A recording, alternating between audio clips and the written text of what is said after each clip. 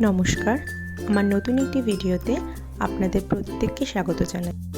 ছোটোবেলায় স্কুলের টিফিনে যে খাবারটা থাকলে আমার ফার্স্ট ক্লাস থেকেই খিদে পেয়ে যেত, তা হলো মায়ের হাতের তৈরি আলু আর ডিম দিয়ে বানানো সেই হলুদ হলুদ চাউমিন। বড় হয়ে খুব একটা এরকমভাবে খাওয়া হয় না ঠিকই, কিন্তু স্কুলের টিফিন বক্সে মায়ের চটজলদি বানিয়ে দেওয়া সেই চাউমিনটার স্বাদ ছিল কিন্তু অসাধারণ। এখনও মাঝে মধ্যে কখনো ওরকমভাবে চাউমিন খেতে ইচ্ছে হলে স্কুলের দিনগুলোকে বড্ড বেশি মনে পড়ে।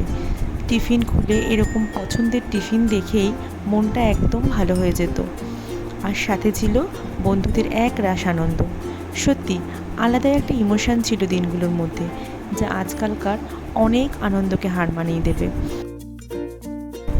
এভাবেই হয়তো আমরা স্কুল জীবনের সেই সুন্দর মুহূর্তগুলোকে মনের মণিকোঠায় গেঁথে রাখি, যা চিরস্মরণীয়।